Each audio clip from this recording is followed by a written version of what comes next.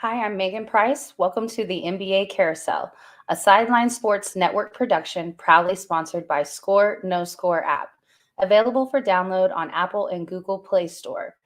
There's a demo on how to use the app on Sideline Sports YouTube channel. But let's jump right into the show. First, we have Will Vogel covering the Charlotte Hornets. Hi, Will. Hey, Megan, how are you? I'm doing really well. How are you? I'm doing pretty good.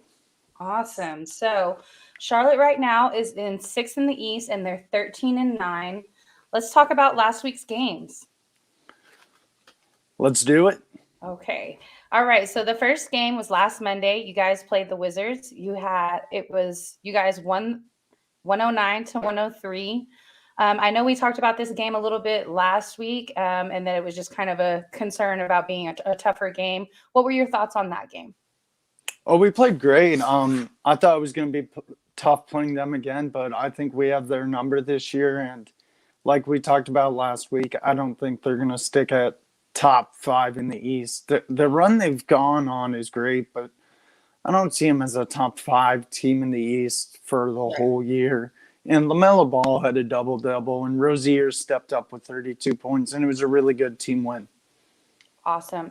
And then on Wednesday, you guys beat the Magic 106-99. So that was a little bit of a close game considering it was Orlando. Any thoughts on that game?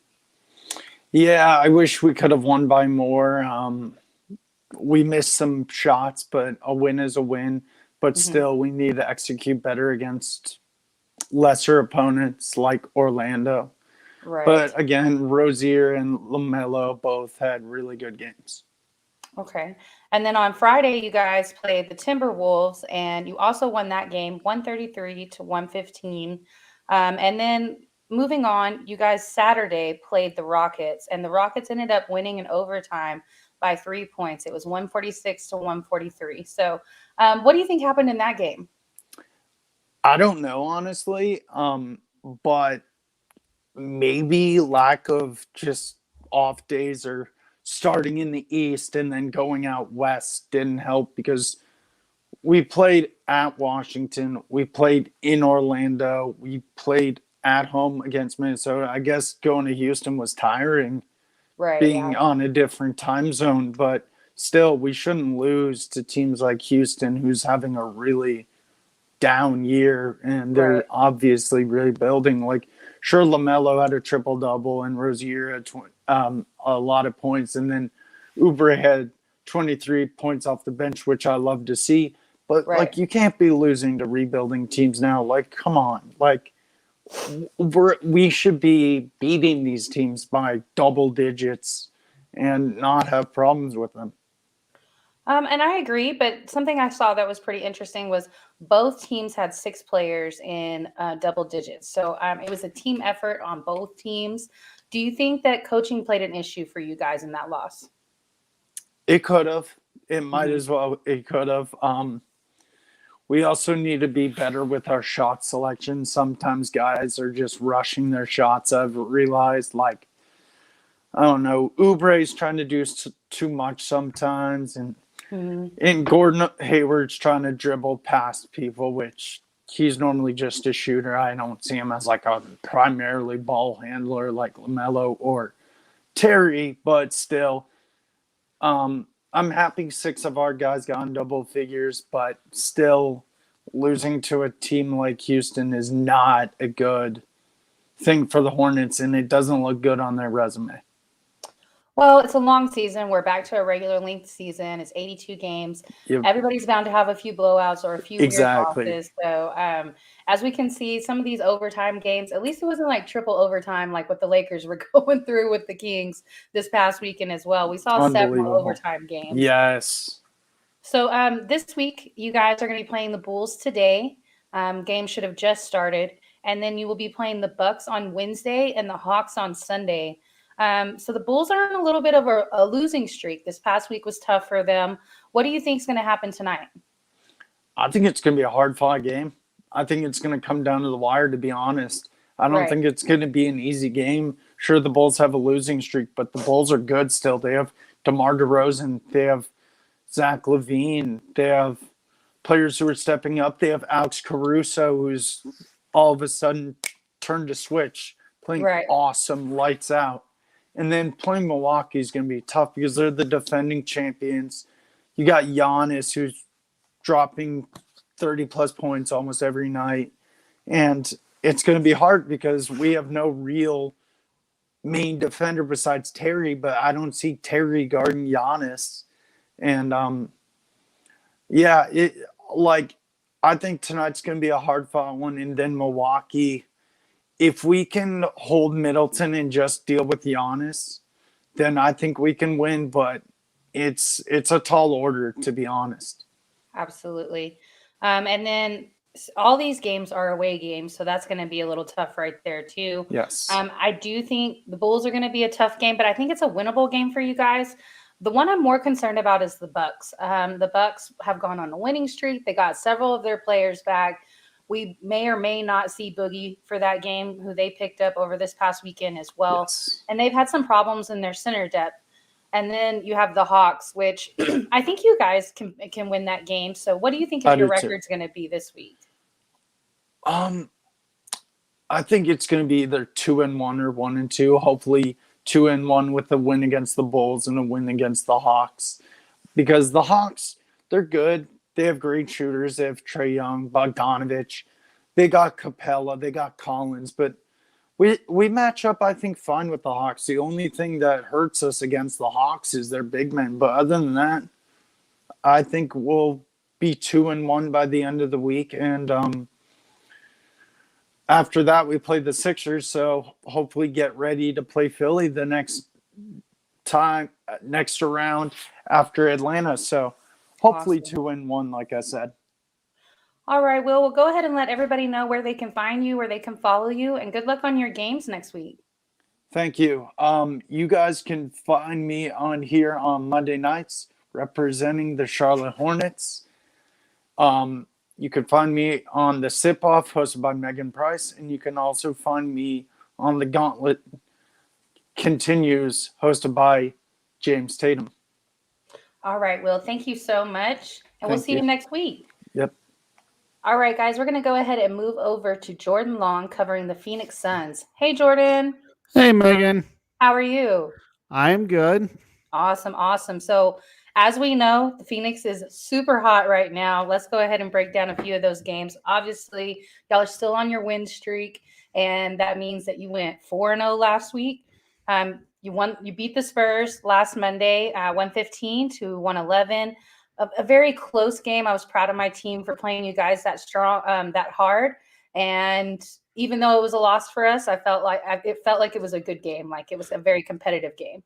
It definitely was. I mean, you put us in a little bit of a bind there, but we came out, we won, we shot at the end and played a little defense. You made it close. Can't ask for more than that, but in the end, we're more of a talented team. So winning by 4 is still a win in my book, even if the Spurs don't have the talent like they used to. I think that we have the ability to be a high-powered shooting team, and we played better defense than we did last year. So there's going to be games like this where we look good. There's been some games where we looked good against the Lakers, even though they're having some woes. And then you guys followed up on Wednesday, and you played the Cavaliers, and you won 120 to 115, another close win. Following that, you guys beat the tar out of the Knicks. How did that feel? It felt good. I mean, you never know what you're going to get from the Knicks. We know they're a good shooting team. They're a good defending team.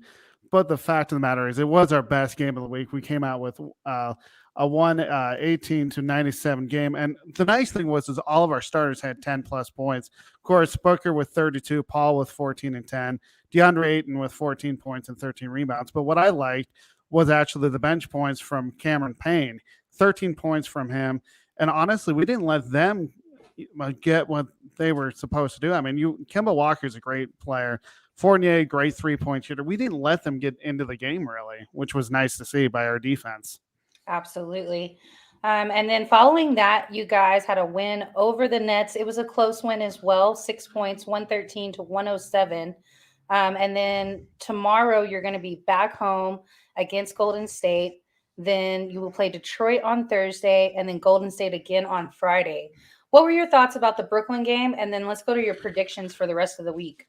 Well, if you look at the Brooklyn game, we were ahead 90-72. We got outscored 35-23 in that quarter. We still ended up winning 113-107. They're still a great team. Don't get me wrong. The Nets are still going to be one of those top teams in the East with James Harden and Kevin Durant. I mean, Durant did his thing.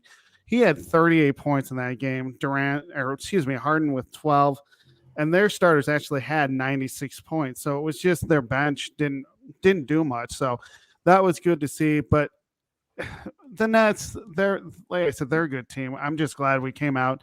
We got them sort of back in the game, but we closed the door on them, which was nice to see. Absolutely. And so you're going to have this series with Golden State. It's not exactly a back-to-back because you have the Pistons breaking it up. But obviously, this is a big series for you guys. They're sitting in the 1 seed, you're sitting in the 2 seed, and there's one game that is a differential there. So what are your thoughts? Do you think y'all are going to split the series? Do you think you can take the series? With them, they're a tough team, as we all know. They've got Steph Curry, Draymond Green, a great defender. And then you've got Andrew Wiggins, of course. They're going to have Klay Thompson at some point. I don't think it'll be this week. He's in the development league right now. But right. I would love to see a sweep. But we know going into Golden State, we know how loud that building is going to be, how great they play in front of their home crowd. So if we get a split, I'd be happy. But I'd like to see us win tomorrow so then we can actually have the streak extended to 17, which would tie a franchise record, then beat Detroit to break the record. And then, of course, we don't know what's going to happen in Golden State. But if we split, that'd be great for me. But the only thing that I'm worried about, I know we're a great team right now, but I hope we haven't peaked. We've seen teams go on these long winning streaks and then just, I don't know what happens. They just completely start to lose their focus. And we know how hard it is to keep a 17 game winning streak going. Absolutely. So right now you guys are sitting at 16 wins straight. Franchise record is 17. And I agree. If y'all can catch this win at home against Golden State, then go ahead, play Detroit, and you'll maybe have that momentum to be able to sweep this little back-to-back series with Golden State. For sure. I mean, even if we win this game, we have Detroit, who they're a young team. They're going to get better.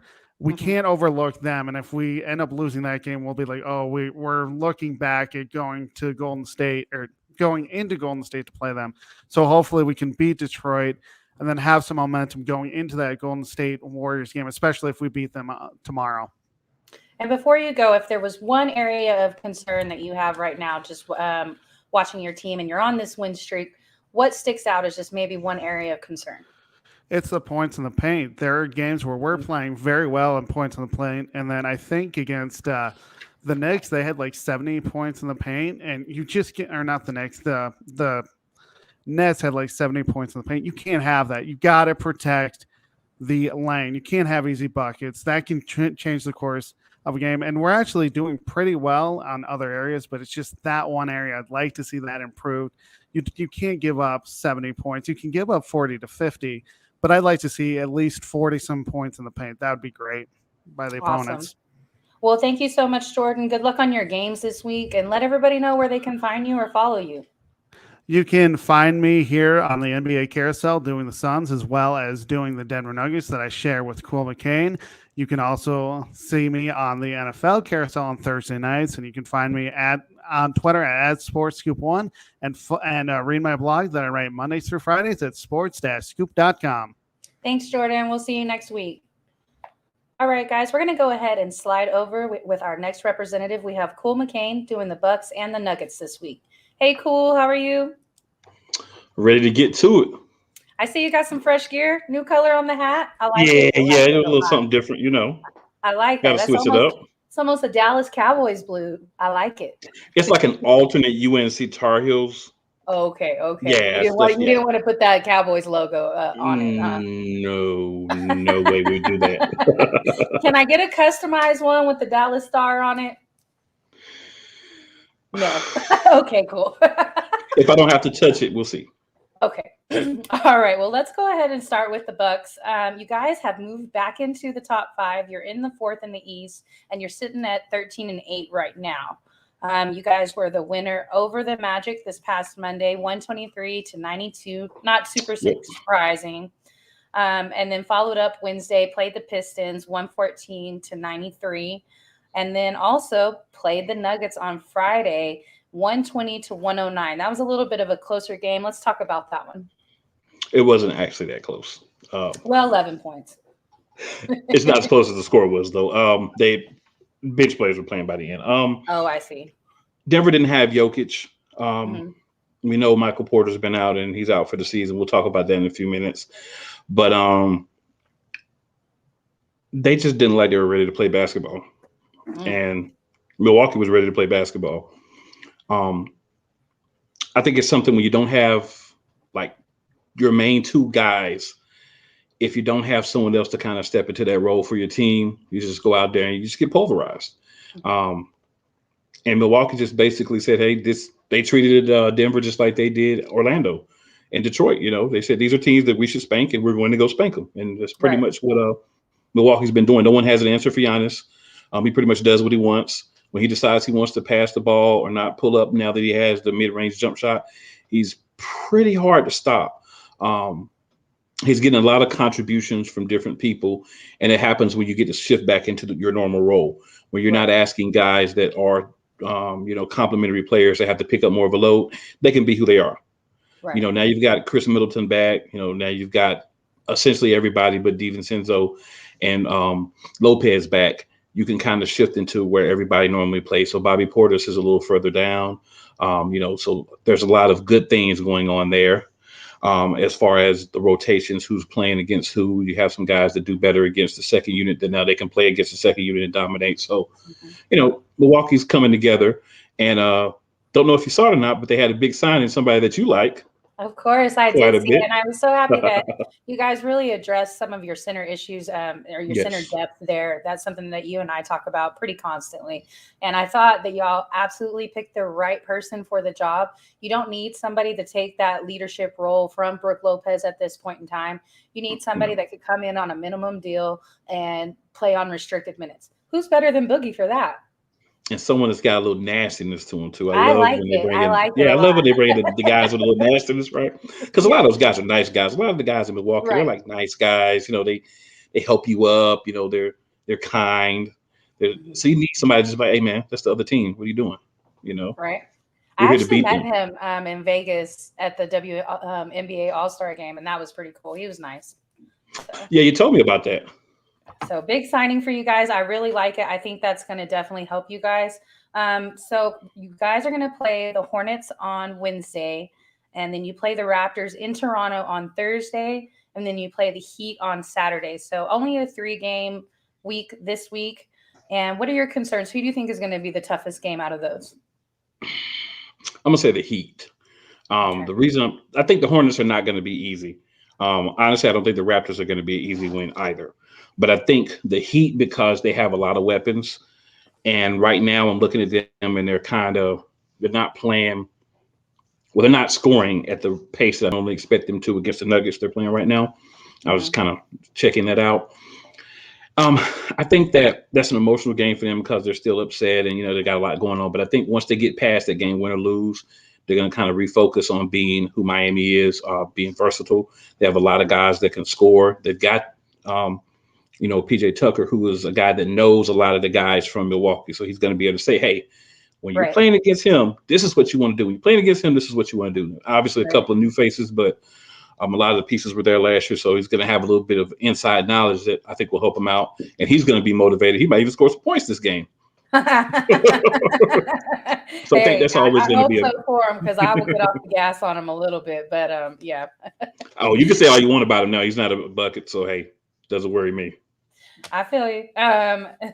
So I do think Miami is going to be y'all's toughest game. I absolutely agree. I don't think the Hornets are going to be an easy game, but I view Miami as a little bit tougher team, a better coached team for sure. So that's something that's going to be an issue there. And there's a little more veteran leadership over there.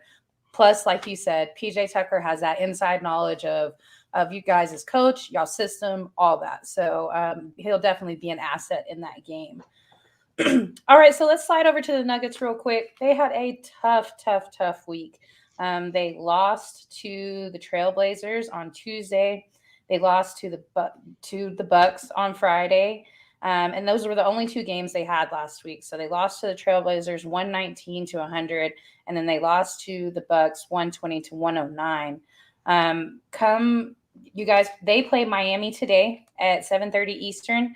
Then they play the Magic on Wednesday, and then the Knicks on Saturday. So for them, it's going to be only 3 games this week. They're coming off a week of only 2 games, but then they had some major news today about one of their star players. Yeah. So first, we haven't won a game since November 14th. Oh, goodness. Denver's, yeah, it's been tough. But Jokic has been out. He's back tonight. Michael Porter Jr. is going to have another back surgery. This is going to be his 3rd one. That didn't surprise me. I had heard some rumors about that from when he wasn't playing, even early in the season. I was wondering why he was having limited minutes. Right. There's nobody that's going to come in. There's no guy we're going to go and trade for that's going to fill the void. It's going to have to be guys that are on the team. We're going to have to figure out what's going on with Bobo. Is he going to be a guy that's going to give us something, or does he need to be gone? Right. Deshaun Highland needs to get in the game more. PJ Dozier needs to get some of those minutes. So we just need to take those minutes and we need to spread them out over 2 or 3 guys. They all bring something different to the table. Bobo has the height. He's a guy that you can play with like a Jokic. PJ Dozier is a scorer. He's a guy that's been developing his game. So he's a guy that you can bring in. And Deshaun Highland, when he gets a lot of minutes, he normally plays well. So these are guys that we're going to have to see what we have for him for this year. And if they can't step up for us, then I hate to say it, but we may not be, doing much until we can get Jamal Murray back. But again, with Jokic and those guys, I think he's going to put them in better situations with the ball, and he's going to be the focal point. He's going to have to play a lot of minutes, unfortunately, so hopefully he can stay healthy. But if Zeke Naji can at least get in, give some energy, 10, 15 minutes a game, run up and down the floor, then maybe we can do some small lineups to kind of get him some breaks. But we're going to have a lot out of Jokic this year. He's going to have another MVP caliber season. He may actually be the MVP if we do well this year because of so much attrition from the team. Right. But he's just going to have to do a lot. I think we can win the games that we have this week. But again, it's going to depend on how those things happen. If we beat Miami tonight, that's a good omen. That Orlando game comes at the right time because honestly, the way we've been playing, we're about on the same level. I hate to say it, but we're about on the same level. Yeah. The way we've been playing. So hopefully they turn it around. Like I said, Jokic is back now, so hopefully it makes that much of a difference. But Denver's just got to find a way. Like nobody's coming to save you. You got to save yourselves. Malone, you got to be smart. You have to actually coach now, and you got to make sure you make the right moves at the right times. Show them why you're there. Get those guys together, rally around Jokic, and get some wins, man. Absolutely. 10th place is not a good look. No, because actually in the West this year, if you're in 10th place, 9th and over, you're under 500. You guys are sitting at 9 and 10, so definitely don't want to be sitting at that 10th seed right there. You still have playoff possibilities at that point because we're still doing the play-in tournament at this point. But you definitely don't want to be at the 10th seed. That's exactly how the Spurs went into it last season, and we saw how that worked out. It's not likely. So good luck on your games this week. Let everybody know where they can find you, where they can follow you, and we will see you back next week. Cool. Of course, you can find me here on Monday nights. You can find me Thursday nights on the Sip-Off, hosted by the one and only Megan Price, as well as Anthony Hollywood Brown and Jahan Phillips. You catch me on Friday night, 7 p.m. Eastern Standard Time. Play Call Sports Talk Show, playcallsportstalk.com. And I'll be back next week, 3-0 Bucks as well. Awesome. Thanks, Cool. We'll see you next week. All right, guys. Now we're going to slide over to another team that is having a few problems. We have Gerald Glassford covering the Lakers. Hey, How Gerald. you doing, Megan? I'm doing really well. How are you? Good, good. Hope the Thanksgiving holiday was a good one for you and the family. It absolutely was. I had family come in town, and then my mom and I ended up hitting the movies yesterday because, as we all know, my football team did not play on Sunday. They played on Thursday, and they didn't show up. So, which movie did you see? We went and saw House of Gucci. It was so good. There you go. Gucci. It was very good. Very great. Lady Gaga is getting a lot of acclaim for it. I reported on my pop culture show that it did around $21 million in its first 5 days. Okay. But for a movie that is critically or looking after that Oscar buzz, those type of movies, haven't been received well by audiences. They have been reluctant to go see those type of movies. So anything with a positive number like House of Gucci has, I think people can say, you know what, they're taking stock from it, because right now people are only going to movies for like big blockbuster movies or superhero movies. They're not really going out for those mid-tier movies. So anybody going ahead and supporting like the House of Gucci or any of those other movies, it's very much welcomed. Absolutely enjoyed it. And I was surprised to see that it was actually a Braun production that his production company put it on. So I thought that was interesting. So speaking of LeBron and the Lakers, you guys are sitting at 8th. You're right at 500, 11-11. Actually, we moved up to 6th. 6. Oh, okay. Awesome. Yeah. So with the win. Yeah. There's like 15 teams right now, right around 500. So by the end of the night, they could be back down to 8th. So you may be correct by that. So absolutely. So you guys played the Knicks on Tuesday and actually lost that game 106-100. Then you played the Pacers on Wednesday, went into overtime, but unfortunately was not able to win that 124-116. And then the interesting game of the week, the Kings on Friday, and you guys went into triple overtime. Actually, they won against the Pacers. Oh, that was the one where LeBron had 2 individuals excused from the actual arena, and then he got fined $15,000 for an obscene gesture as he was making the winning baskets in overtime. Right. So it's been an up and down. It's that notorious gesture that we all know you're getting fined as soon as it happens. Yes, absolutely. I'll just say it's an up and down week. Is typical of an up and down season for the team. The team looks and plays like a 500 team, so this is exactly what you're going to get. So what are your thoughts? Do you feel like, I know we've talked about rotation issues over there, some of the age issues, and then LeBron has been out for quite a while. He was out for 9 games, and we just kind of saw you guys. Some of it improved, it looked like Westbrook fit into some of those rotations better when LeBron was not on the court. What are your thoughts on that? Well, Westbrook is playing better. That's the problem. And that the team and LeBron is back in the lineup. And that's the problem. It's that LeBron's back in the lineup. Westbrook's playing a little bit better. His turnovers are down a little bit. I mean, he's no longer averaging the 6 and 7 turnovers a game. You see him now at 3 and 4, which for his usage is going to have to be acceptable. His shooting is a little bit better. It's still at times when he falls in love with the outside shot and misses constantly. That's a problem. And you see the Westbrook mantra on Twitter following that. But so far in the past week, he actually has shot a little bit better from the field. So that's an encouraging sign. He's actually yesterday in the game against Detroit, where all 3 of the big 3 scored above 20 points. That's what you want to see. I mean, they all performed very well. Even with LeBron wincing, and re-aggravating his abdominal injury. So we don't know if he'll be available for Tuesday, but you can see him as he was continuing to play that it's still hurting him and bothering him. But, you see AD still struggling from the outside, even, forget about the 3-pointers, and we know how bad he's doing there. The mid-range, which was his bread and butter, is even avoiding him right now as far as being able to make it consistently. So anything that you're getting from them right now as a positive, you're seeing it is good. But the problem is, it's just inconsistency across the board. When you have the big 3 play well, the rest of the team absolutely stinks. When the rest of the team plays well, 1 or 2 of the big 3 absolutely stink. So it's just a dichotomy of situations where nobody on the team is playing consistent. You have LeBron James coming back to the team that, healthy or actually healthy enough to play.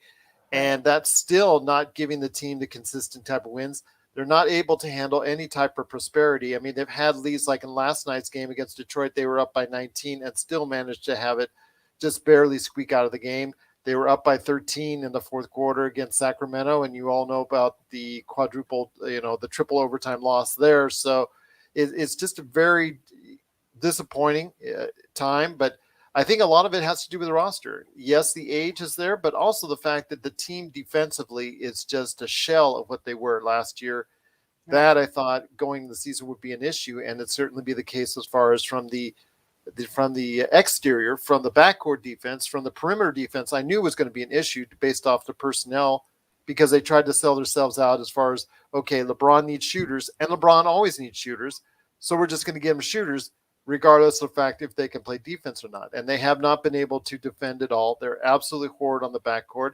But the problem is on the interior, they've been giving up a tons of points in the paint. So it's not, just the whole defensive gambit. And Frank Vogel, as a defensive coach, or at least what he's brought to the point, disappointed until the season, it's very disappointing on his end. I don't put a whole entire blame on him. I mean, his offensive rotations and his lineup rotations have been suspect, but I put a lot of it as a shared responsibility between him and GM Rob Pelinka as far as the poor construction of the team, and also as well basically the defensive and offensive situations that you have at times. You get what you get, and it's 500 team, and that's exactly where the team. I mean, there's nothing screaming that this team should be in the mix for the top 3 seeds in the West. And there's nothing that screams that they should be in the bottom 3 seeds in the West. It's just they're at where they're at. The team's gotten old. You can say what you want. All those things that people said during the course of the summer about oldest team ever, blah, blah, blah, blah. It's all true. It's all coming to fruition. Right. And it's just very sad to see if you're a Lakers fan right now. It's completely relatable. There for several years, the Spurs were the oldest team in the league as well. So I understand how that works. Do you feel like I've heard some rumors that maybe Vogel is in the hot seat? Do you think that's something that has some validity to it?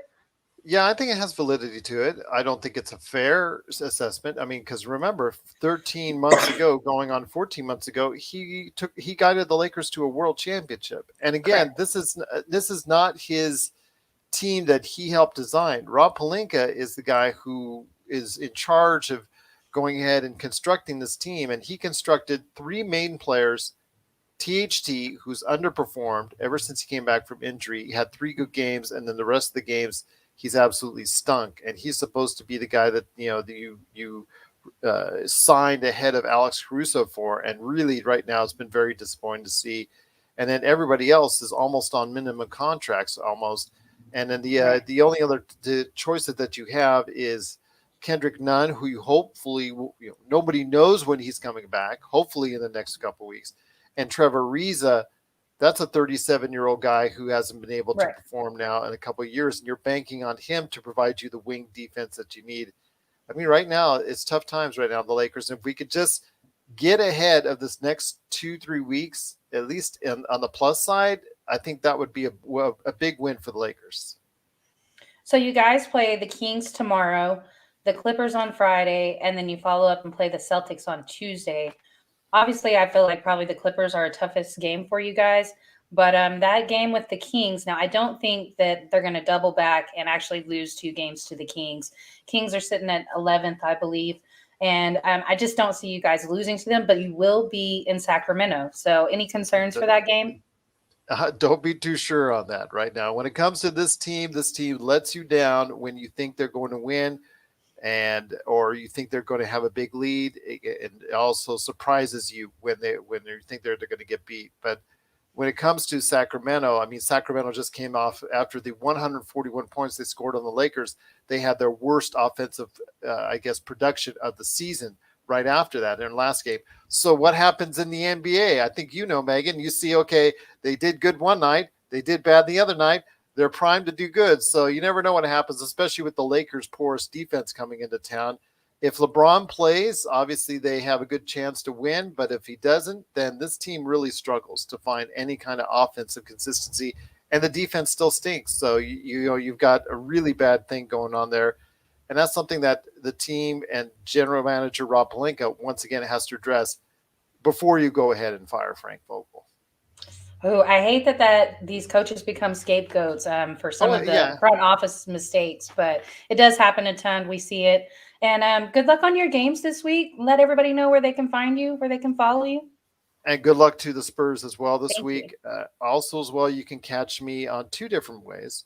First off is the Lakers Fast Break. It's one of the best Lakers podcasts that are out there. I have a great time interviewing and doing post games with a whole bunch of people, starting with the guys from Lakerholics.com to special guests from all over, other chat boards and other Lakers guests that have come on all the time, other NBA guests such as yourself, which is still talked about as far as one of the most popular episodes on the Oh, show. So everybody talks awesome. about how well you did on that show. So Well, yes, thank if you you. could, and I'm still trying to see if I can get you and Jennifer on at the same time, because I approached I would love that. Jennifer on it. She thought that was a big good idea. So I'm see what I can do to get you both on at the same time, the same place, in the same part of the world, as far as that's concerned, on the internet. So we'll see what we can do on that. But it is the Lakers Fast Break. Just type it in anywhere you get your podcast. Plus, also as well, I cover the latest news and trends in pop culture, which is why I like talking about House of Gucci. Actually, every Monday and Friday, we drop new episodes there at the Pop Culture Cosmos. Awesome, Gerald. Thank you so much. And we'll see you the next time you're available. And just let me know whenever you want to set that up. I would love to do that.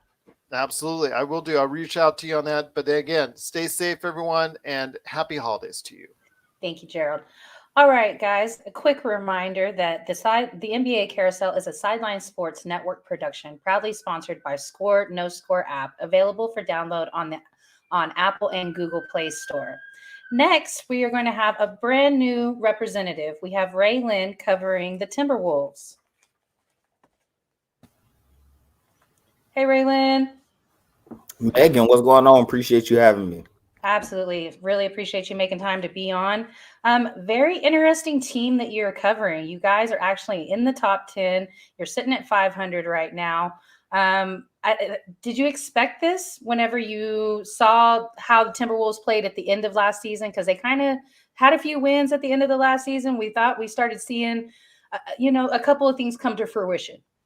Well, I'm really big on Karl Anthony Towns, so I was hoping that this would be the case. And then, they start the season 3-1. Wasn't too excited because they started off hot last year. Then Cat got hurt, and then they go on to lose 8 out of the next 9, including the 6-game losing streak. But now things are back on track. They've won, I think, 7 out of the last 8. So it's going the way that I would hope it would go for my guy Cat and crew. Absolutely. I am a little bit of a critic of Cat, but I think he's a really great guy. And I know that he just had a really tough year last year, just kind of in general. So I definitely would love to see him have some success over there. How much do you think Anthony Edwards plays into that success? Huge. I tell people all the time, this game is won on the wings. And so you got Cat down low, but that doesn't mean anything without the play of these guys on the wing. Russell's having a good year. Anthony Edwards, who I told people he wasn't still at the draft, he went high, but a lot of people felt were doing a lot of talking about Wiseman and the Ball brother. Like Anthony Edwards is going to turn out to be the best player in that class. Like he has no fear. This guy plays like he a 10-year veteran. Like he's not scared of anybody. And if we go into the game of the last week, I think that showed up the most in the game against Miami. You were talking about the game against Miami. You guys ended up winning that game 113-101, and that was last Wednesday. What do you think was the biggest part that attributed to that win? Anthony Edwards. He had a monster game, like 33, 14, and 6 something like that, in a game where Karl Anthony Towns didn't play particularly well. So in years past, when Cat had a game like he had against Miami, you could book that as an L for Minnesota. But now you have guys stepping up, playing really huge. Like I said, Anthony Edwards has no fear. This guy went out, and it's almost like when a team takes it personal. The whole world know the backstory between Jimmy Butler and Karl Anthony Towns. And Anthony Edwards went out there like, I'm going to show you what's up. And he had a heck of a game. Miami couldn't get it going. That's a huge win for Minnesota. And so then you guys also had an overtime win against the Sixers on Saturday. Let's break that game down a little bit. That's another huge win. That's a game where if you look at the first quarter of this game, Karl Anthony Towns, who again, we talk about backstories, the story's always been from a talent perspective, he's right there with guys like Nikola Jokic. He's right there with the Joel Embiids of the world, but he hasn't had the success those guys have had leading the team. And then when he's played Embiid, he hasn't fared well. Well, he came out this game frying Joel Embiid in the first quarter. He was just having his way. And then late in the game, those guys in those zebra stripes decided they didn't want Karl Anthony Towns to play no more. So they remove him from the game with their whistle. Joel Embiid shot 21 free throws to the Minnesota Timberwolves 16 free throws. That's absurd. Oh, wow. I know he's a big man and he's physical. One of my Philly friends said he's a big man, he plays physical, but 21 free throws. And the Timberwolves as a team shot 16. It was ridiculous. So they go into overtime, and then D'Angelo Russell just went in his bag. He just got in the fourth quarter, overtime, and the second OT, he went in his bag. So again, another game where in years past, Karl Anthony Towns is hot. He's playing great. and he fouls out of the game. Anthony Edwards and D'Angelo Russell didn't miss a beat, and they went out and played outstanding. They were up 20 in that game. I didn't like the fact that they gave up a 20-point lead. Right. But then they found a way to put it back together and get a win. So here they are sitting at 500. Those are two huge wins. Miami and Philly, two contending teams in the Eastern Conference. And then they had another win against New Orleans. You got to beat the teams you're supposed to beat. So absolutely solid week. They went 3-1 last week. And I mean, I would have never imagined Timberwolves go 3-1 in 1 week like that. Like, that's just kind of rare. You guys have been going through it lately. Well, the Pacers, you guys play tonight. That game is probably already started. And then you will play the Wizards in Washington on Wednesday. And then you will play Brooklyn in New York on Friday. And then Atlanta back in Minnesota. You will play them on Monday. Thoughts on those games? Indiana is a game I think Minnesota should win. I think Domantas Sabonis and Miles Turner will do enough to keep Towns occupied. I don't think they're going to like outplay him, but they'll keep him occupied enough. Those are two big guys who play a little unorthodox. So he's going to have to come out on the wing and defend. Miles Turner's starting to shoot that three ball a lot. So he's going to bring Cat out of his comfort zone. He's going to have to work a little harder on defense. But when I look at the wings, when I look at Carousel LeVert and Malcolm Brogdon and Chris Duarte, I don't think they can do anything with Anthony Edwards, Malik Beasley, and D'Angelo Russell. So this game will be won by the guards and the wings, man. Those guys are – and Malik Beasley hasn't even hit his stride yet. We haven't seen the Malik Beasley of Denver. He's shooting like 35%. I think once he kind of finds his niche in this offense, because that was a problem. These guys weren't healthy altogether last year. So now we're seeing him kind of try to find his way. Where does he get his shots in around those – the quote-unquote big three, right? Right. Once he can figure that out and bring them that scoring punch off the bench, stand by. Like this could be the year. Like Minnesota's sitting 6 right now in the Western Conference. Mm-hmm. I think they can maintain it. They can make a playoff push this year. The Washington game is weird because I don't know what to make of Washington this year. Same. I'm gonna count. Same. You don't know whether to believe in them, but they keep winning games. When they have a guy like Montrezl Harrell who plays hard all the time, Beal can get hot. They're just winning games. I don't know what to make of them. I would hope Minnesota can go in there and pull that off. Brooklyn, I'm going to count as a loss because Minnesota doesn't have an answer for Kevin Durant. Their best hope is that Cat can counter that by Brooklyn really don't have an answer for him. And again, with Anthony Edwards with that no-nonsense mentality and having no fear, I could see him going at KD. So absolutely, who knows? But if KD is on his game, then Minnesota really doesn't have an answer for Kevin Durant. So I don't know if anybody in the NBA has an answer to Kevin Durant when he's hot, just honestly. No. I don't think so, personally. Ant is probably my favorite young player to watch. Now that Atlanta game, that's going to be interesting too. You will be at home, but they are a team that's kind of starting to warm up again. We saw they had a rough start. They went through a little bit of a losing streak, and they're kind of bringing it back together. What are your thoughts on that game? That's going to be a tough game. Like I said, this game is won on the wings. You got to have wings, and Atlanta got a bunch of them. Bogdanovich just went out. He's going to be out for a couple of weeks. Reddish started off the season hot. Somehow I'm not talking about the Hawks. Reddish started off the season hot. He's not playing so well now, but they have Porter. They have who's the other one? They have John Collins is playing well. Capella is going to be a handful for Karl Anthony Towns. So this game won't be – there's not a matchup I can look at the Atlanta game and go advantage Minnesota. Like they can match them player for player. I think Anthony Edwards probably has an advantage over any wing they have to offer. But they can still be competitive with him. And Trae Young is going to have a day against D'Angelo Russell. So that's going to be a tough outing. That is going to be a tough outing. But Minnesota's playing defense this year. They have the 11th ranked defense in the NBA. They haven't had a top 20 ranked defense since 2014. So them boys are playing defense. Cat's having a phenomenal year. This guy's shooting like 45% from three, good for 6 in the league. Like it's like as a big man, you want him to stay away from so many threes, but he's making them at a 45% clip. What do you do with that? I mean, that's just like Jokic being so good at threes too. I mean, you just have to take it, you know? It's the new era. I was just talking about Miles Turner. He's shooting them. Embiid shoots them. A lot of these bigs are really good, but Cat shoots them at he's shooting 6-7 a game at 45%. Like he's 20th in the league right now in 3-pointers made and 6 in percentage. So you don't mind him shooting them. Just don't get too happy with it. Make Capella come defend. Make him defend you. So if we include the Monday night game against Atlanta, we're going to be safe and say 2-2 and hoping for 3-1. But I'm counting Brooklyn as a loss. I understand. I would say yes. I think Pacers game is completely winnable. Wizards, I don't know what to say about that one, but I do think you can beat the Hawks. Okay, so as you talked about, the defense is what, 11th in the NBA this season. If there was one person you feel like is really shining on the defense, who do you think it is? Karl-Anthony Towns. That's been the knock on him his entire career. Like, he, from a talent standpoint, Karl-Anthony Towns has never took a backseat to any other big in the NBA. He has this phenomenal skill set, the likes of an Anthony Davis or what we saw with Boogie in Sacramento, a big who can do it all. He can score, he can rebound, he can pass, he can shoot, right? He's just never played defense. He's always looked at as soft. He don't want to bang, and he don't defend nobody. Well, now this year he has his career low in defensive rating.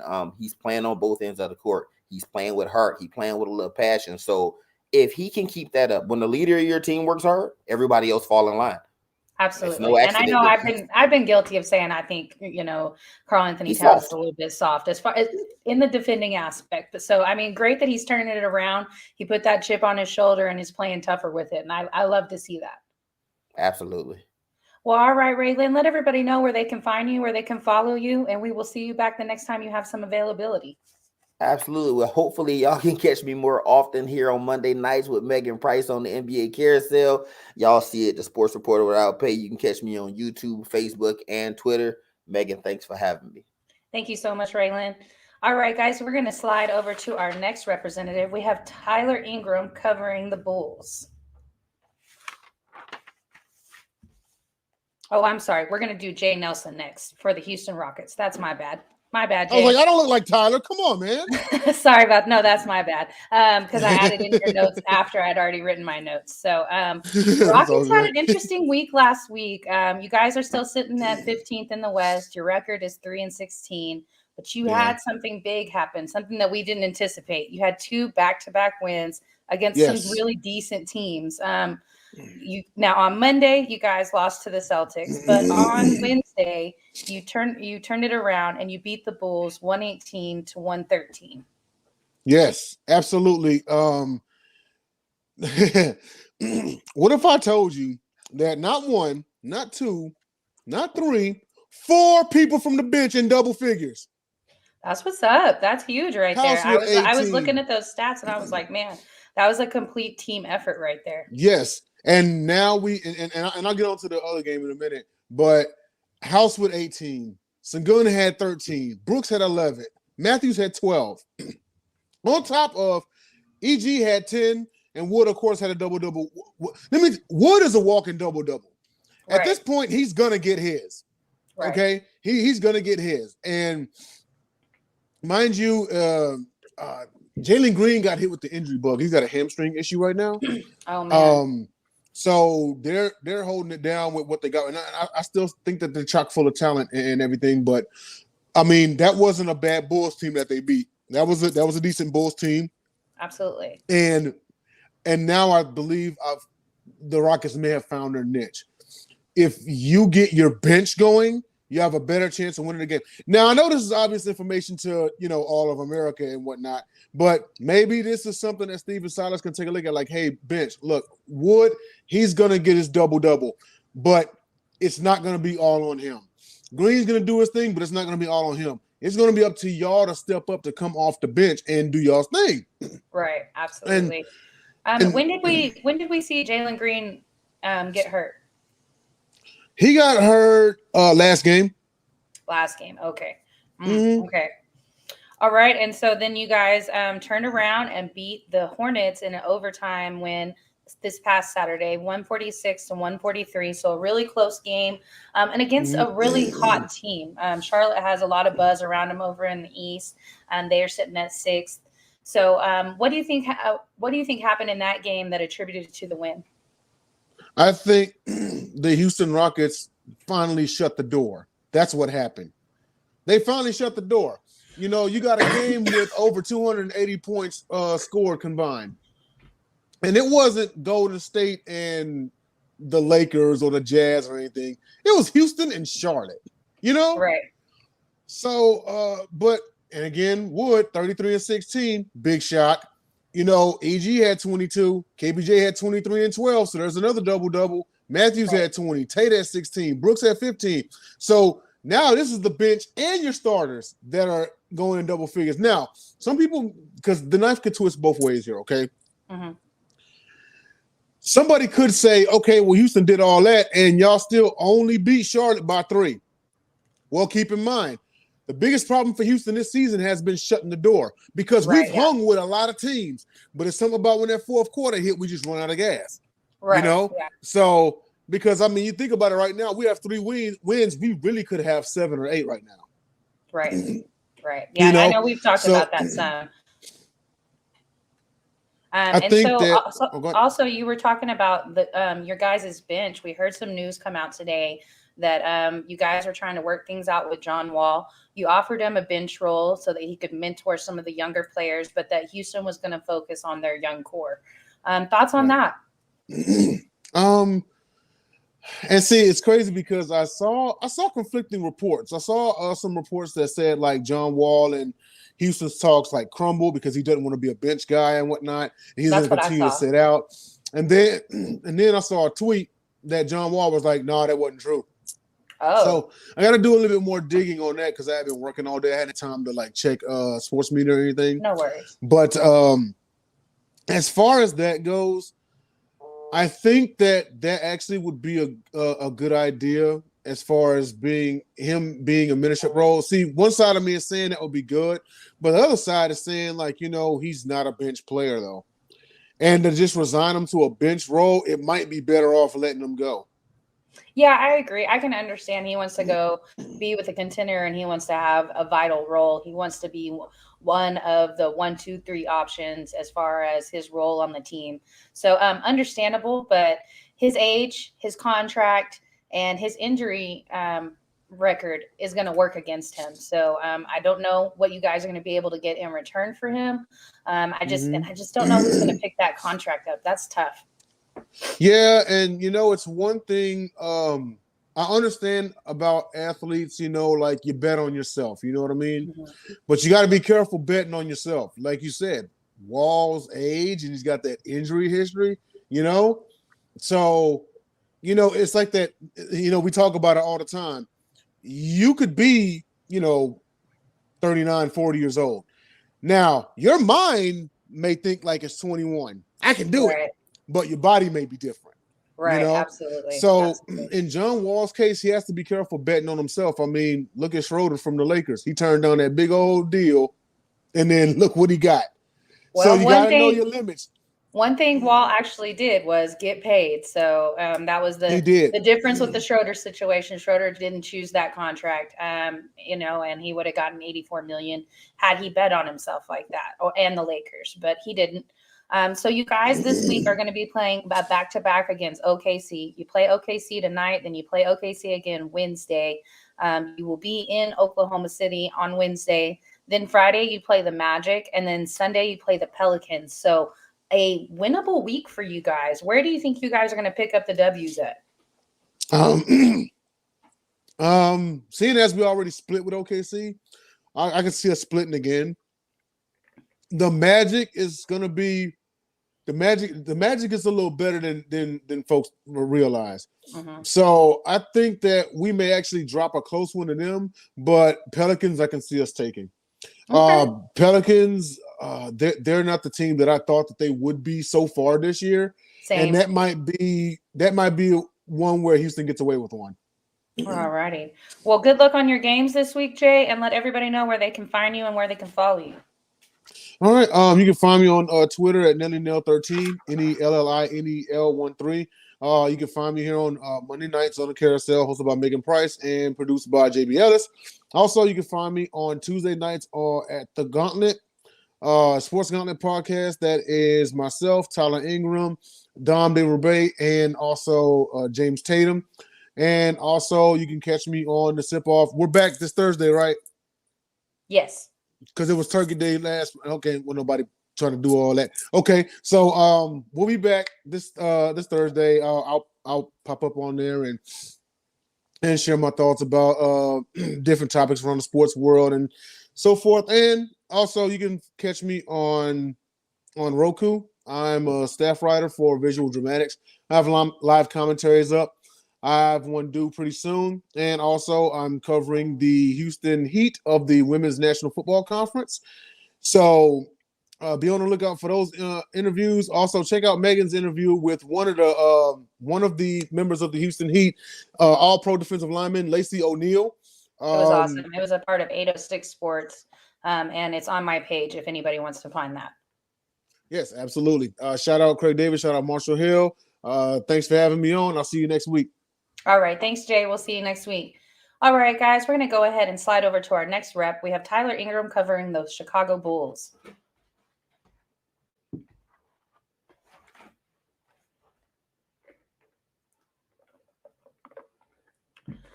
Looks like we're having a little bit of connection issues. All right, guys, I guess we will go ahead and slide to the next rep. We have Detroit Dom covering the Pistons. Yo. What's up, Dom? Oh, well, you know. Yeah. Back down to the basement down there with them Magic. Still one game ahead of Houston. I think we're sitting number 3 overall. Right. Tough week. What week. You got? So you guys are at 4-16. That's your record. You're sitting at 14th. On this past Tuesday, you guys fell short to the Miami Heat, but it wasn't a blowout. It was 100-92. Then you guys lost to the Bucks 114-93 on Wednesday. And then you played the Clippers on Friday, 107-96. And then you guys played the Lakers again. This was a highly anticipated game after all the drama. I've heard a ton of people calling it Malice at the Palace Part 2. I don't think that's correct whatsoever. But it was an anticipated game, and we didn't know if we were going to see LeBron, but we did. Yeah, I thought he was going to sit out. I actually bet a fellow LeBron fan of ours and lost $20 because he actually did show up and play. That's what you call an Ofer week. We did not win a single game all week. The game against the Heat, we blew a fourth quarter lead again, which we are prone to doing. Mm-hmm. Going across all those games, it's been the same story for this team almost every game. We're a jump shooting team, so we live and die by the jump shot. And if we're not hitting shots, we don't win. That game against the Heat, it was just, I want to say Grant led the team in scoring, but it was an inefficient way to lead the team in scoring, as he often does, shooting under 50%. The Bucks game, pretty much everyone was off, and also Bobby Portis killed us, 6 of 7 from deep. The Clippers game, maybe even worse. Like, we shot 37% from the field, 24% from 3, and you can't. Every single team that we played this week is either a for sure playoff team. Lakers, we don't know, but you got to figure they'll be there in the end. And right. If you're a jump shooting team and you don't hit jump shots, you're not going to beat playoff teams. Absolutely. And, last week, whenever we talked about how this was going to be a tough stretch. And then, you guys had just come off of a tough stretch. So just so you know, a tough stretch of your schedule right here. And let's see. And heading into another tough stretch. Right. Now, tomorrow, you guys are going to play Portland in Portland. And then you're going to play Phoenix in Phoenix on Thursday, and then you have OKC on Monday, but you will be back at home. So obviously looking like OKC is going to be the winnable game of the week. Any thoughts on Portland or Phoenix, though? Because Portland is not quite the team that we saw last year. Portland, we could keep it close if we, do what we don't often do, which is shoot well and, limit turnovers. We're actually, I don't know what kind of, where Portland ranks in rebounding, but I know the Pistons, I think, are actually top 5 in offensive rebounding. So if we can attack the glass and get easy putbacks on missed jump shots, which is actually one of our fortes, we could at least hang. It's the NBA. We could beat Portland. Right. As far as the Suns go, all I've got literally an L. No one is hotter than Phoenix right now. True, but it's I was talking to Jordan about this, and it could possibly be a trap game. If they win the first game against Golden State, because they have Golden State, you guys, and then they play Golden State again. Right now they're sitting at right, and so they have 16. They have 16 win streak right now. So if they beat Golden State, and that is a home game for them, that first one, and then they have to go play you guys. Or you go to them, that could possibly be a trap game because their franchise record is 17 as far as a win streak. So I don't know. There's some weird energy there. So I mean, it could possibly be a win, but it's not like a win as far as you guys are the better team. It's more like it's just a trap game, you know? Yeah, I feel like they're looking past us either way, because whether they win or lose against Golden State, either they're going to be pumped up about. So I think at that point, like if they win that game, they'll be tied for first in the division and tied for first overall in the league for record. And then if they lose, they'll just be, again, looking past us to Golden State trying to get revenge. Right. So, I mean, there's an interesting dynamic right there. So, you know, we'll see what happens. I do think that you guys can beat OKC, and it's a home game for you guys. So they're a team that has a lot of the same woes as that you guys have. They do have some youth. They do have some coaching issues over there. It's just very similar caliber team for me. Like, yeah, I mean, y'all have some good shooters. They have some good shooters, but there's certain nights that they're on and there's certain nights that they're off. So it's just young and struggling, trying to find their way, trying to figure out their rotations, and absolutely just trying to improve as we are. Like they're, you know, us, OKC, you know, Houston, pretty much any of the teams in the bottom 3 or 4 in each conference. We're not really playing for much this year, other than trying to improve, seeing what we've got, you know, what areas we need to improve upon, what we need to address in the draft, free agency. I mean, the Pistons are still fun to watch, just not winning a whole lot of games. But, man, it's so many times. A lot of the time we come out cold and we'll be down 10, 15 points in the first quarter or early in the second, like we were against LA. Then we heat up a little bit, and I mean, I think we were down. Honestly, I'm not going to lie. I turned that game off like midway through the fourth because we were still down like a dozen. Right. Then we only ended up losing by like 5 or 6 points. And I'm like, oh, you know, must have hit some shots toward the end of the game, make it look respectable. Right. But yeah. So if there was anything positive as you look over the last week, because to me, no blowouts, you know what I mean? Like there was not a game that y'all just really got blown all the way out. What do you think is the positive to take out of last week? I believe it was either against the Heat or the game before that at the end of the week before when Stewart served his 1-game suspension. One of our draft picks from last year, Luka Garza, got his first start, and he actually played pretty well. In the grand scheme of things, considering it, like I said, we're not playing for anything as far as, you know, playoffs and whatnot. It wouldn't have necessarily been that bad had Stewart been suspended for multiple more games, because I've been waiting. I mean, I don't understand why it hasn't happened already with Olynyk being down for however long he is, but it was good to get an extended look at Garza. I mean, we play our bench quite a bit because, like I said, we're still trying to figure out rotations, but I've been pretty happy with the bench play just about all year long. Like, we're not that far away. They need to figure out the rotations, figure out where Cade and Killian Hayes fit together, and basically like who's going to be the number 2 option. Okay. Go ahead. No, you're good. Say what you're going to say. Yeah, they just need to figure out, like, they need to have a clear-cut idea of where they're at and where they're headed by the end of the season, so we know what we're looking for in the draft. I haven't heard much lately about when's the trade deadline? It's not for a while still, right? Oh, like a while. It's usually after All-Star break, like March maybe. All-Star break is, since it's a normal season, is going to be around Valentine's Day. So I want to say like the first week of March is probably the trade deadline. Right. I haven't heard much lately about the Marvin Bagley rumors.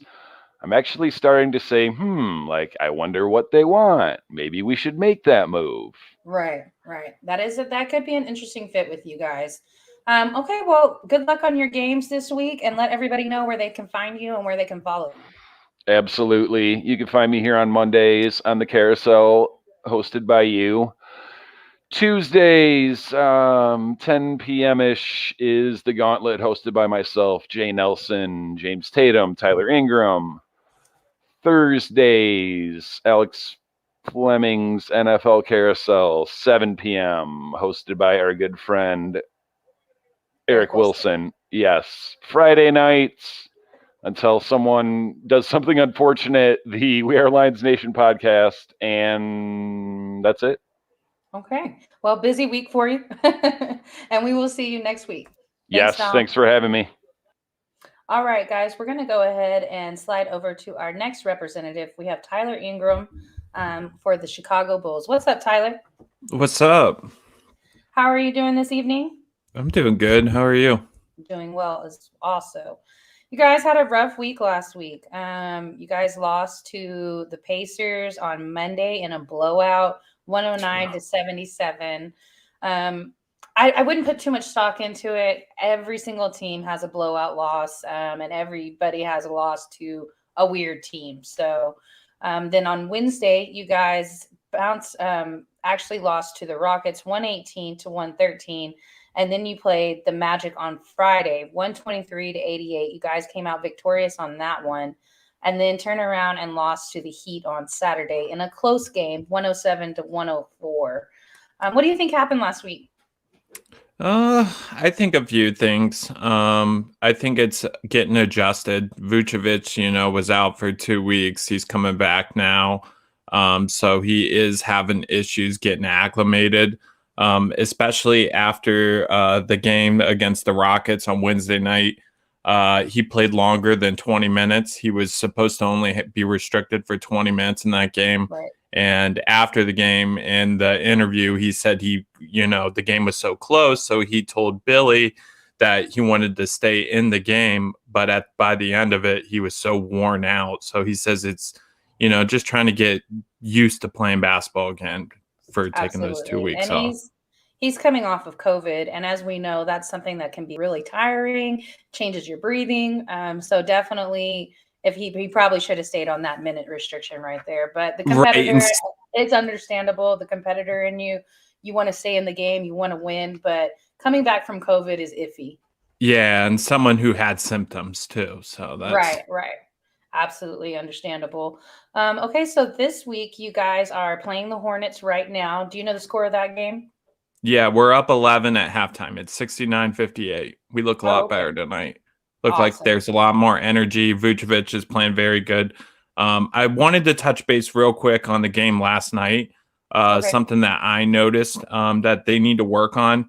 I mean, for one, Miami had Gabe Vincent get 20 points. He's an undrafted, free agent out of Santa Barbara. So that was kind of a peculiar stat. But they got to get better against the zone defense. That's something the Bulls are struggling. They don't move the ball around quick. They don't go to the corner. They don't use any pass fakes during that. So they had such a hard time with Miami's zone last night, and I hope they can kind of fix that, because I think that could be a blueprint against the Bulls going forward. Absolutely. I knew, and you and I have talked about this before, but I knew that defense was going to be an issue with at least DeMar. And we just know that he's a high-powered shooter, but on the defensive side of things, he's not very strong. So I wondered how that was going to be against certain teams. But if if it comes out like him and Zach are the leaders of the team, and so if you have one half of that's not playing defense, does that reflect to the rest of the team?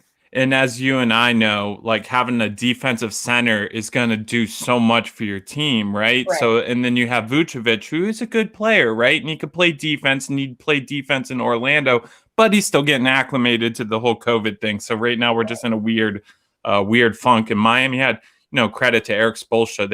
They had an idea how to beat the Bulls last night, and they, perfected it. Absolutely.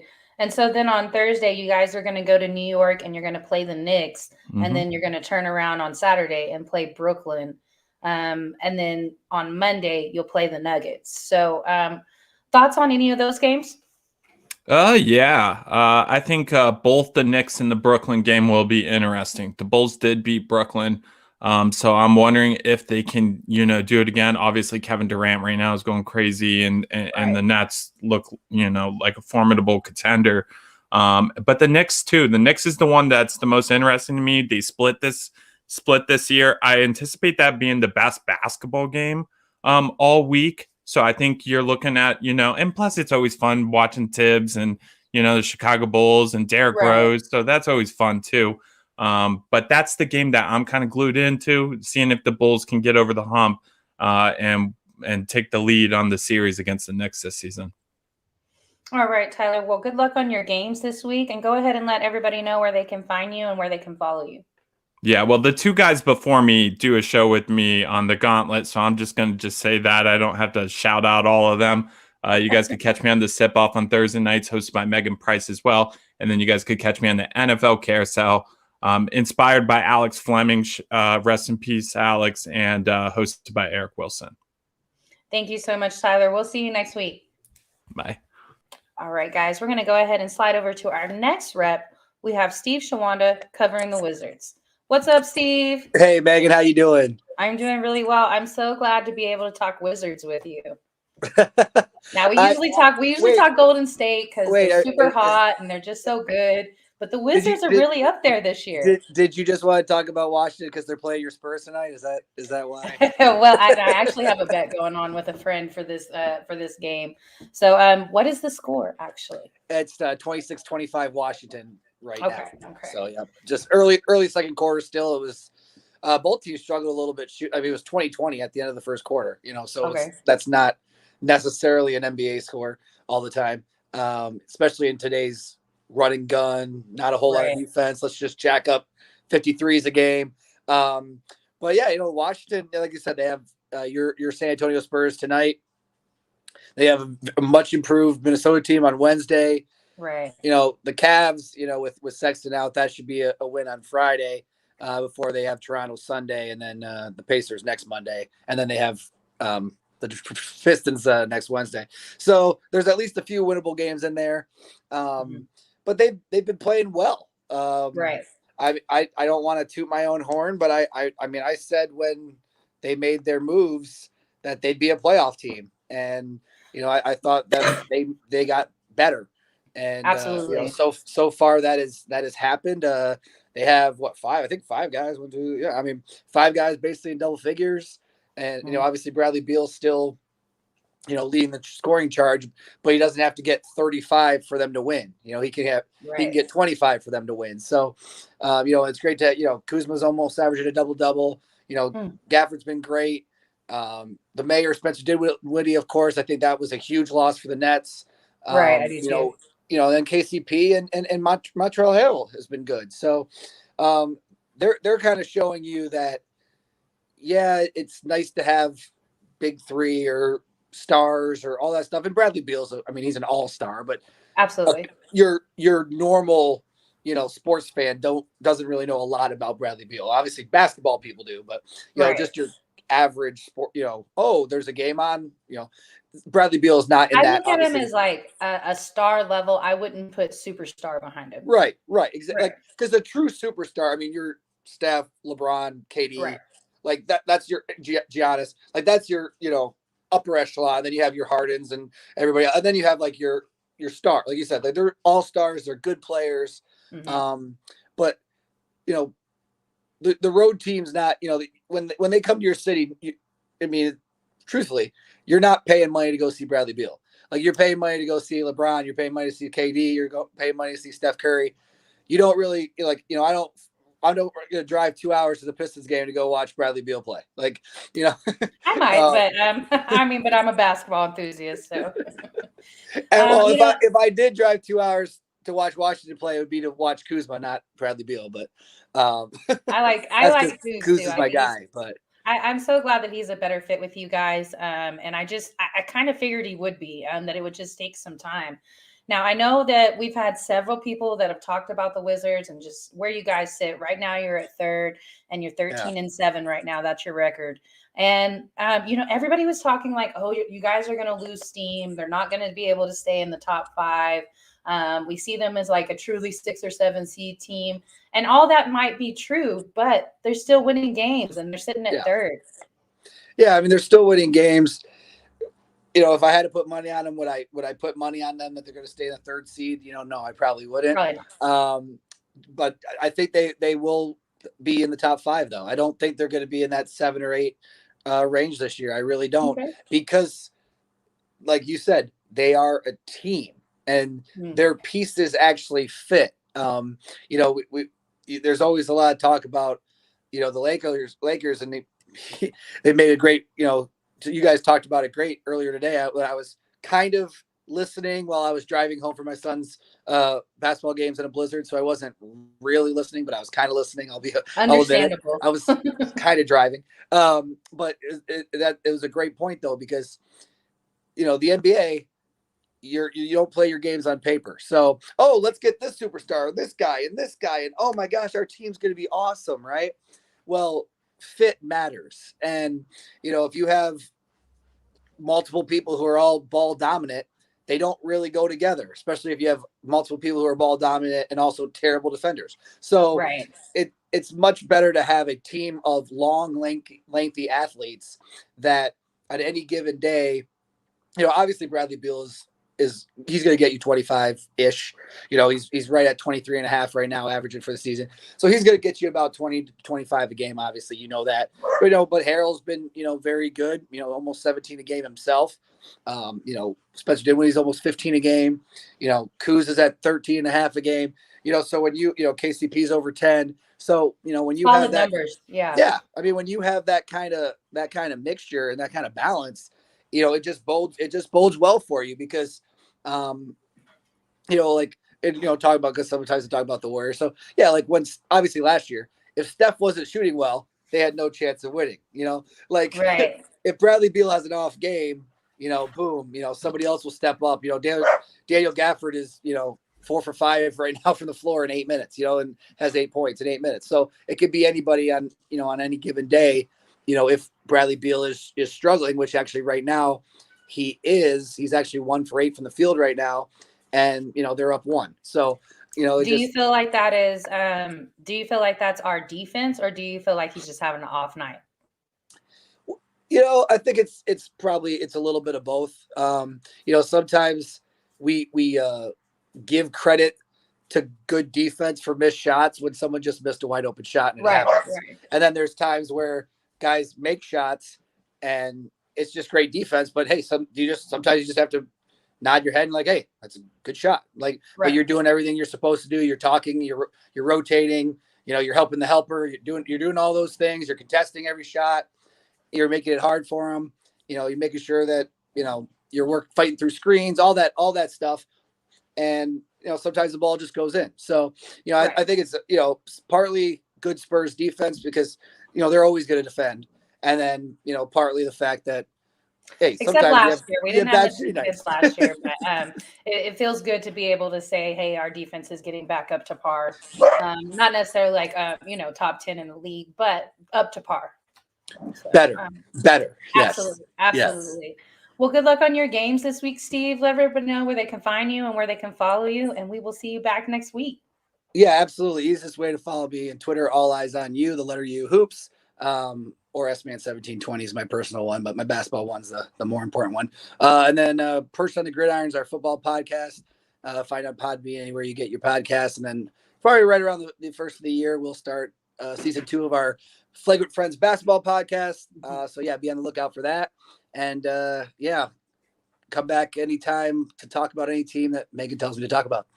Well, I'll definitely want you to come back and probably talk Golden State since they have that big series with Phoenix this week. So probably Golden State next week. Yeah, and lucky for Golden State, they don't have a game in between like Phoenix does. So Phoenix has that trap game in between Tuesday and Friday, where Golden State just plays straight up Tuesday, Friday against Phoenix, and then they have your Spurs on Saturday. So Yeah, Interesting we'll week. definitely be talking about Golden State next week. All right, Steve. Well, thank you so much, and we'll see you next week. Absolutely. Have a great night. You too. All right, guys, we're going to finish up with our last representative. We have Jacob Kristner covering the Sacramento Kings. Hi, Jacob. How are you? Hey, how's it going? Got a question for you real fast. Go ahead. Where did you get that cup that we keep seeing on camera? It gives it a little cameo. Did you get that at Target? No, I got them at Walmart. Because I got some that look like that at Target today, and it kind of always reminds me of Star Wars at the beginning in that little bar, with the the unusual liquid that looks like the laundry detergent that they're drinking. I guess that was space. Yeah. Well, mine looks like it's a different color because they react to the temperature. So if it's cold, it changes the color down here. It's just water, y'all. So anyway, I wanted to bring something up real fast that was brought up by Houston earlier. It was about the Rockets. Why, if that was the case, with Alvin Gentry being there, someone new trying to keep his job, why not John Wall? True. But John Wall has not said that he wants to go to Sacramento, I think would be the issue. He put out like 3 teams. I know Miami was one of them. I don't remember the Bucks, I think. And I just don't see either one of those happening. I don't think Miami has the money to go get John Wall. Understood, but he's kind of killed. I'm just saying this. He's kind of killed his rep a little bit with the sitting. And I'm just being honest. Yeah. Getting older. And when he was in his younger days in the first place, he was a turnover machine, even as good as he was. And it's like older, now you're hurt, now you're all that, now you're sitting because you want, for whatever reason.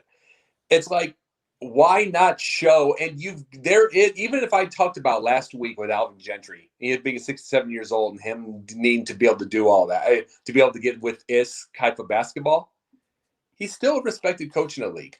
Absolutely. I don't know why you don't try something. And the Sacramento you talked about names earlier. Something. You're a basketball enthusiast, so you know everyone. We're all basketball enthusiasts. But most sports are casuals. Mm-hmm. Most sports are casuals. Sacramento does not have a name. It does not have a name that any casuals even going to know.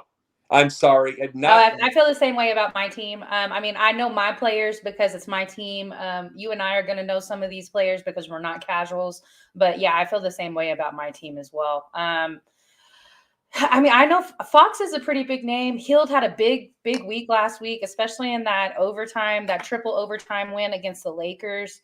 And then other than that, it was still kind of a tough week. You guys did beat Portland. I thought that was a great win. And I felt like not only did it speak to some of the changes that are happening in Sacramento, I felt like it pointed to some of the signs that things are slowing down in Portland. Well, for one thing, I'm saying that about that win, what they said about Hield, what Gentry said about Hield, he said, I drafted him. And it's like, what that reminds me of? That reminds me of years ago when Larry Bird first came in and it was his presser. Very first time. And he said the very first thing he said, or one of the very first things was, I'm going to use Jalen Rose. People don't realize Jalen Rose was basically dead on arrival within the NBA before Larry Bird. He says that Larry Bird gave him his career. It wasn't anything. He established him. And this is what sometimes players, not every player is going to be LeBron James, Michael Jordan, getting all those, where there are some players that just need the backup. They need that coach that is going to give that, give them that playing time to pat him on the back and say, I've got confidence in you. Some just need that. And Buddy Hield, maybe that game was that way, to be able to get there. Right. And as far as Portland, Portland and LA, they're both around 500. Both right. As far as LA, I'm not sure if they're tanking to get rid of Vogel, which would be a horrible mistake, because that's what people are saying. But that'd be a horrible mistake because the whole franchise is going to find out too late it wasn't Vogel.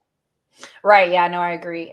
They allowed their star to really put their team together. I know they had other guys that helped in that process, but we all know the influence that LeBron had on that. And this was a weird experiment, and it doesn't seem like it's working. And it's working mid-level. It's keeping them at 500. But as far as it being the answer to get them back to the championship, it doesn't look like that's working. Right, and are they? Here's the thing: it's like they could be tanking to get rid of Vogel, but then they get their guy and find out they're still at 500. Then you find Right. out. And Exactly. one of the issues, and then Portland's around their same part, and they're just kind of 500 here and there. But I'll tell you this about something with LeBron. I don't know. I think once LeBron's gone, you got to wonder if the NBA is going to pull a Vince McMahon and just like put the kibosh on anybody being that big of a star. I mean, the last one, we're just saying this. Yeah. Michael, but Michael didn't ever try to be the GM. He maybe just in the background, but up close and personal. LeBron's just up close and personal. Might as well put GM / player. Right. I mean, I don't know if the NBA is ever going. I mean, like Vince McMahon put a kibosh on anybody ever being that big of a star anymore after the Hulk Hogan's, the Rock, Stone Colds got on their own way, became bigger stars. Right.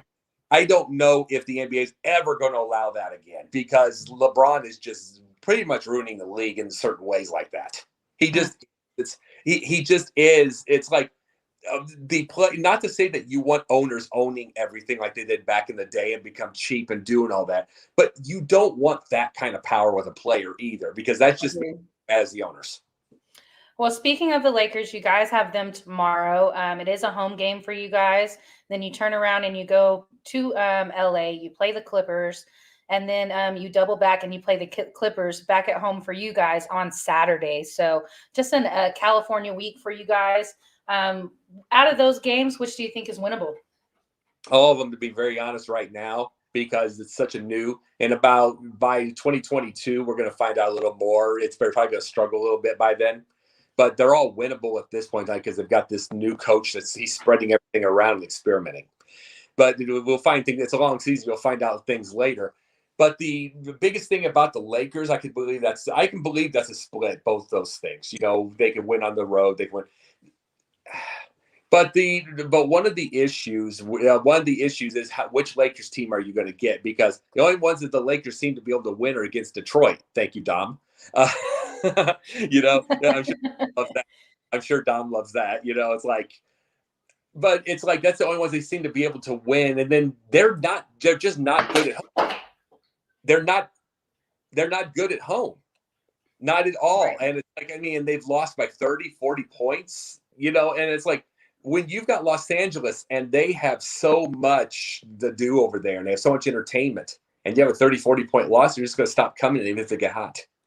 Right. And so LA seems to do better on the road for some reason. As far as the Clippers, like I said, these weeks, all California weekend. Well, no matter what, they can be able to drive home and get to sleep in their own bed. So that's a good thing. Sure. So that might help. I could see a little bit of a split. I'm just wondering how much of a spread they're going to get. Is Hield going to start more? He's gotten 2 starts this year. And now it's all with that. It's like, is he going to give Hield more of an opportunity? Is he going to keep doing the 11-man spreads, the 11 men playing? Is he going to keep? That's kind of like high school in a little bit. You have to. That is the one thing that's a mystery. What is the Gentry going to do? Because the one thing that he's got to build on right now is they're a bit lazy. Like they gave up 22 more rebounds in their last game. Oh. 24, and so and then there was one play that I saw that was just ridiculous. They're basically trying to get around a pick. The pick was lazy as all get out. And the guy shoots I forget which one for a second. I have to look again. But the guy shoots an air ball. And it's like it's just trying to get around the pick. And it was like these guys are just very lazy right now. And he's got a guy that's 67. It's one thing when they're 35, 37-year-old coaches. Mm-hmm. A guy's better as long as Alvin Gentry has, that can't be good. He can't. Very true. But he just got there, so hopefully we'll see the difference that he makes in the upcoming weeks within y'all's rotations, and we'll start to see what caliber of team that you guys really are. I don't know, my coach is older, and so I can relate to that and say that they're still have validity within the league. Now the game has changed since probably their heydays, but they're still around. They still have some success to them. So I don't necessarily think that that's going to be something that works against them. But good luck. Go ahead. Great thing about that. Great thing about Popovich is he started out very small within the organization around 91, 92. We moved up to assistant 94. Mm-hmm. And he has seen every era.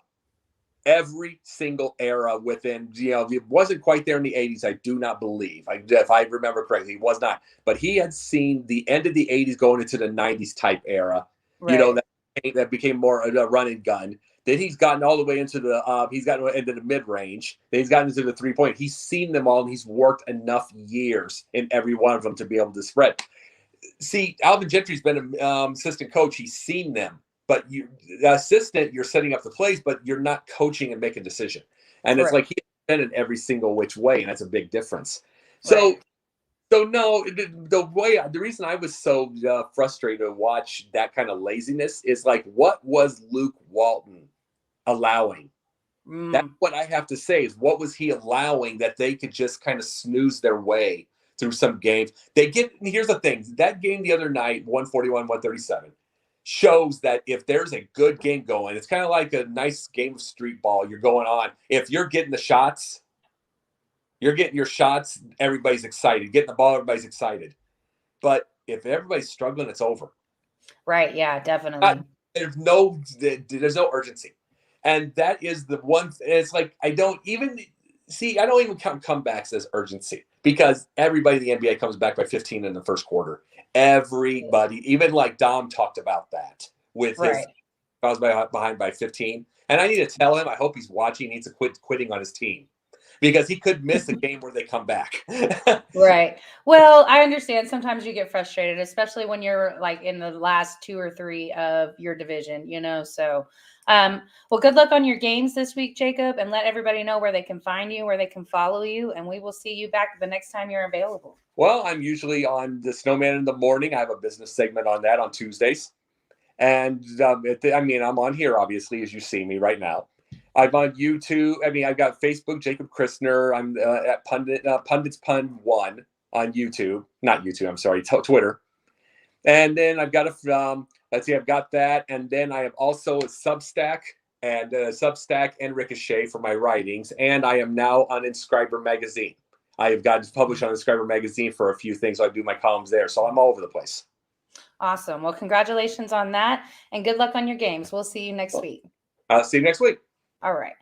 All right, guys, just a friendly reminder that the NBA Carousel is a Sideline Sports Network production, proudly sponsored by Score No Score app, which is available for download on Apple and Google Play Store. Thanks, guys, for watching. We'll see you next week.